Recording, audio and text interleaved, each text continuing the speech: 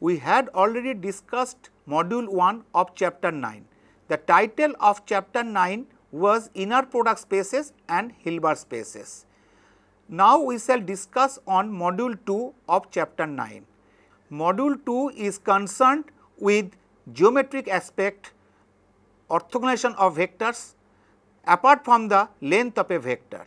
We shall discuss on orthogonal vectors, orthonormal vectors and some of its basic results on orthogonal vectors and orthonormal vectors.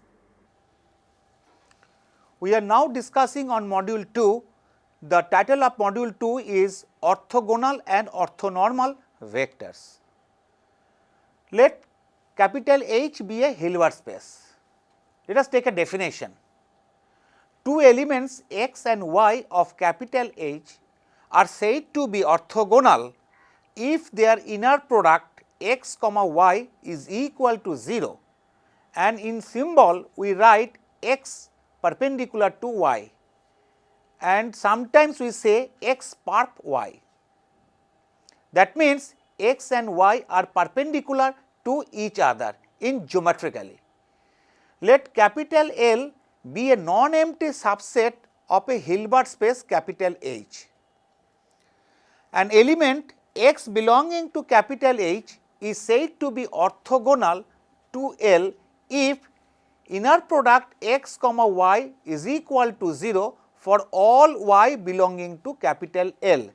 That means x is perpendicular to all elements y in L. That means inner product x comma y is equal to 0 for all y belongs to capital L, and in symbol we write x perp L, that is x is perpendicular to capital L. The set of all elements of capital H which are orthogonal to capital L is called the orthogonal complement of capital L and denoted by L perpendicular. That means the collection of all such elements of H which are orthogonal to capital L. Similarly, we can interpret L perpendicular perpendicular, that is L double perpendicular. Similarly, L triple perpendicular and so on. We write L perpendicular is equal to perpendicular of L perpendicular. Similarly, we get L triple perpendicular and so on. Also, double perpendicular of L perpendicular is equal to perpendicular of L double perpendicular. Two sets capital S1 and capital S2 are said to be orthogonal to each other, written as S1 perpendicular to S2 whenever inner product x comma y is equal to 0 for all x belongs to capital S1 and for all y belongs to capital S2. Let us take a theorem known as Pythagorean theorem. If x comma y belongs to capital H and x perpendicular to y, that is inner product x comma y is equal to 0, then number 1, norm of x plus y whole square is equal to norm x square plus norm y square, and number 2, norm x minus y whole square is equal to norm x square plus norm y square. Since x perpendicular to y, inner product x comma y equal to 0. So, number 1, norm of x plus y whole square is equal to inner product x plus y comma x plus y, and by the inner product property, that is inner product axiom 3, we get inner product x plus y comma x plus y is equal to x comma x plus x comma y plus y comma x plus y comma y, which is equals to inner product x comma x plus y comma y, because inner product x comma y equal to 0. Since inner product x comma y equal to 0, we get inner product y comma x is equal to 0. Thus, norm of x plus y whole square is equal to inner product x comma x plus inner product y comma y, which is again equals to norm of x square plus norm of y square. And number 2, norm of x minus y whole square is equal to inner product x minus y comma x minus y, which on inner product axiom IP3 we get inner product x comma x minus x comma y minus y comma x plus y comma y, which is again equals to inner product x comma x plus inner product y comma y, because inner product x comma y is equal to 0 and inner product y comma x is equal to 0 as x is perpendicular to y. So, inner product x comma x plus inner product y comma y is equal to norm of x square plus norm of y square. Thus, norm of x plus y whole square is equal to norm x square plus norm y square, and norm of x minus y whole square is equal to norm of x square plus norm of y square due to x perpendicular to y. Let capital S be a subset of a Hilbert space H, then perpendicular of singleton 0 vector is equal to H and perpendicular of H is equal to singleton vector 0 vector. Number 2, if capital S be a subspace of capital H, then S meet S perp is equal to singleton 0 vector, that is theta vector. Number 3, if S1 is a subset of S2 which is a subset of capital H, then S1 perpendicular includes S2 perpendicular. Number 4, S is a subset of S double perpendicular. Number 5, perpendicular of S double perpendicular is equal to S perpendicular. Number 6, if capital S is a subset of H, then S perpendicular is a closed subspace of capital H. The proofs of 1 and 2 are very trivial and so left out. For 3, let us take a proof. Let x belongs to S2 perpendicular. So, inner product x comma y is equal to 0 for all y belongs to S2. So, inner product y comma x is equal to 0 for all y belongs to S2. This implies y comma x is equal to 0 for all y belongs to S1, as S1 is a subset of S2. So, x belongs to S1 perpendicular. Hence, S2 perpendicular is a subset of S1 perpendicular, because we have started with an element x belonging to S2 perpendicular and we have seen that x belongs to S1 perpendicular. For the proof of 4, let us take an element x belonging to capital S. Then inner product y comma x is equal to 0 for all y belongs to S perpendicular. So, x belongs to perpendicular of S perpendicular. Thus, S is a subset of perpendicular of S perpendicular, which is equal to S double perpendicular. For the proof of 5, by 4 we have seen S is a subset of S double perpendicular. So, by 3, perpendicular of S double perpendicular is a subset of S perpendicular. Again by 4, S perpendicular subset of double perpendicular of S perpendicular, which is equal to perpendicular of S double perpendicular. Hence, S perpendicular is equal to perpendicular of S double perpendicular.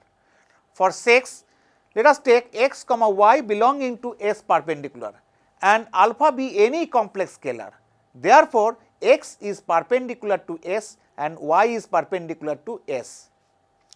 That means, x minus y belongs to perpendicular to S and alpha x perpendicular to S, because x minus y is perpendicular to S. So, x minus y and alpha x belongs to S perpendicular, because alpha x is perpendicular to capital S. Consequently, S perpendicular is a linear subspace of capital H. We shall now show that S perpendicular is closed. For this, we shall show that S perpendicular bar is equal to S perpendicular. For this, we start with an element x belonging to S perpendicular bar. So, there exists a sequence of elements xk in S such that limit k of xk is equal to x with xk is perpendicular to S. as xk is perpendicular to capital S, inner product xk comma y for all y belongs to x is equal to 0. Also we have seen that limit k xk is equal to x. By the continuity of inner product we see that x is perpendicular to y for all y belongs to capital S. Thus we see that x is perpendicular to S, that means x belongs to S perpendicular, and consequently S perpendicular bar is a subset of S perpendicular. It is obvious that S perpendicular is a subset of S perpendicular bar, that means S perpendicular is equal to S perpendicular bar, and hence S perpendicular is closed. Now in this connection let us take a theorem. In an inner product space capital X, number 1, if a vector x belonging to capital X is orthogonal to a subset capital A of capital X, then X is orthogonal to the linear hull of capital A. Number 2, if a vector x belonging to capital X is orthogonal to an infinite sequence yk, where k equal to 1, 2 and so on in capital X, and limit yn is equal to y0, then x is perpendicular to y0 where y0 belongs to capital X. Number 3, if capital A be a dense subset of capital X and if x belongs to capital X be orthogonal to A, then x must be equal to 0 vector, that is x is equal to theta. We shall prove one by one. For the proof of 1, let y1, y2 dot dot yn be a finite subset of capital A. Therefore, x is perpendicular to yk for k equal to 1, 2 and so on. This implies that x perpendicular to beta 1 y1 plus beta 2 y2 plus dot dot dot plus beta n yn for arbitrary scalars beta 1, beta 2, beta n. Because if we take an inner product x comma beta 1 y1 plus beta 2 y2 plus dot dot dot plus beta n yn, we get inner product x comma beta 1 y1 plus beta 2 y2 plus dot dot dot plus beta n yn is equal to beta 1 bar inner product x comma y1 plus beta 2 bar inner product x comma y2 plus beta n bar inner product x comma yn. As inner product x comma yk is equal to 0 for k equal to 1, 2 up to n, we see that beta 1 bar inner product x comma y1 is equal to 0, beta 2 bar inner product x comma y2 is equal to 0, dot dot dot dot beta n bar inner product x comma yn is equal to 0, and consequently x is perpendicular to beta 1 y1 plus beta 2 y2 plus dot dot dot plus beta n yn for arbitrary scalars beta 1, beta 2 dot dot beta n, but the scalars are finite. Since inner product x comma beta 1 y1 plus beta 2 y2 plus dot dot dot plus beta n yn is equal to sigma k equal to 1 to n beta k bar inner product x comma yk is equal to 0, as inner product x comma yk is equal to 0 for each k equal to 1 to up to so n, it follows that x is orthogonal to the linear hull of capital A.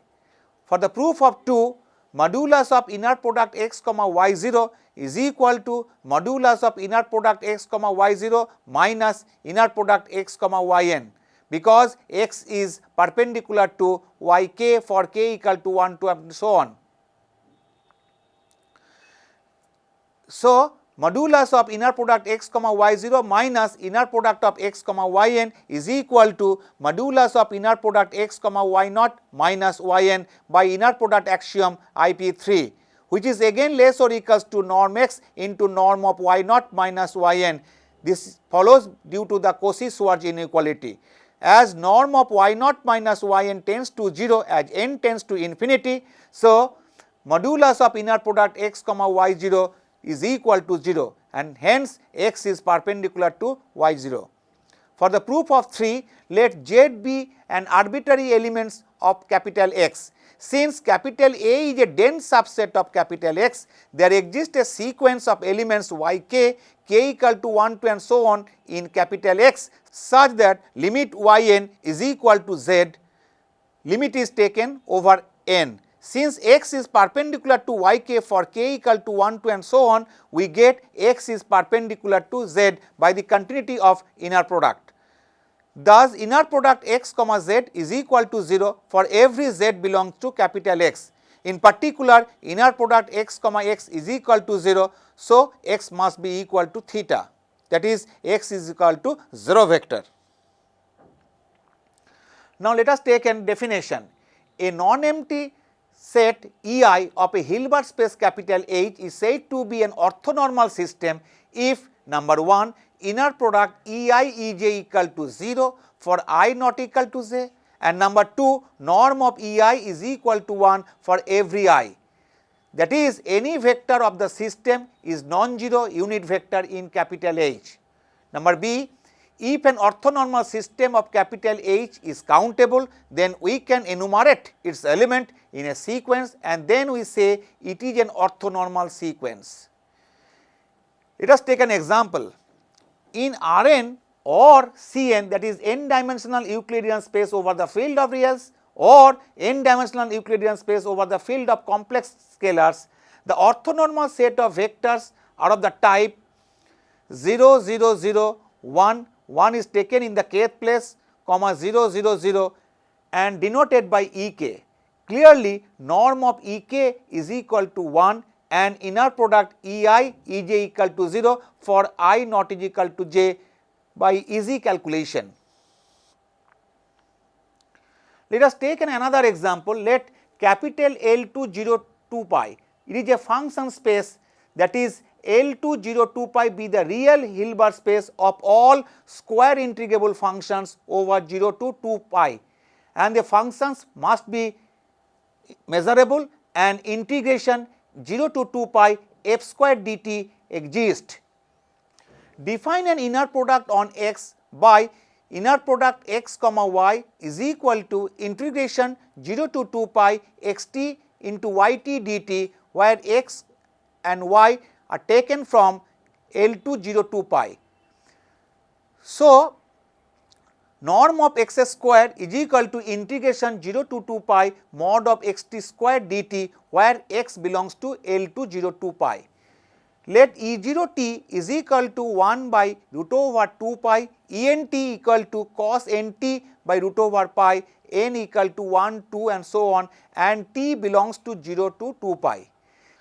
Then E0 and set En forms an orthonormal set, because by reduction formula we see that integration 0 to 2 pi cos mt cos nt dt equal to 0 if m not equal to n, integration 0 to 2 pi cos mt cos nt dt is equal to pi if m is equal to n is equal to 1, 2 and so on, integration 0 to 2 pi cos mt cos nt dt equal to 2 pi if m is equal to n is equal to 0.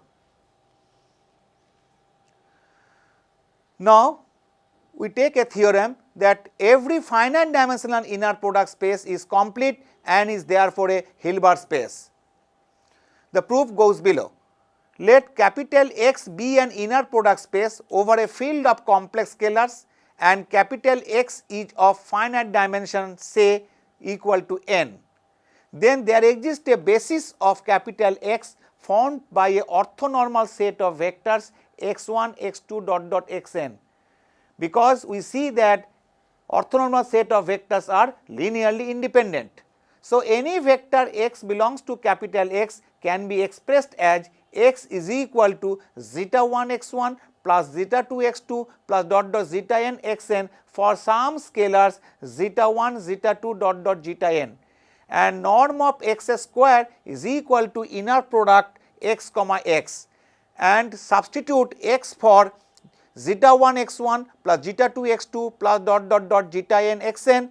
So, we get norm of x square is equal to inner product zeta 1 x1 plus zeta 2 x2 plus dot dot plus zeta n xn, comma zeta 1 x1 plus zeta 2 x2 plus dot dot dot plus zeta n xn, which is again equals to modulus of zeta 1 square plus modulus of zeta 2 square plus dot dot dot plus modulus of zeta n square, since inner product xr comma xs is equal to 0 if r not equal to s, inner product xr comma xs is equal to 1 if r equal to s.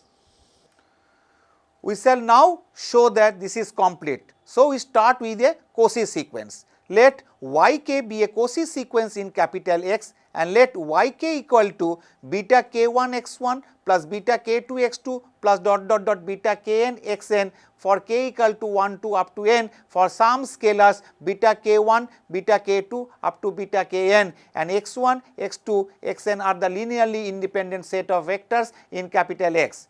Therefore, norm of yr minus ys square is equal to inner product yr minus ys comma yr minus ys, which is equals to inner product beta r1 minus beta s1 into x1 plus beta r2 minus beta s2 into x2 plus plus beta rn minus beta sn into xn comma beta r1 minus beta s1 into x1 plus beta r2 minus beta s2 into x2 plus plus beta rn minus beta sn into xn, which is equal to modulus of beta r1 minus beta s1 square plus beta r2 minus beta s2 square plus plus beta rn minus beta sn square,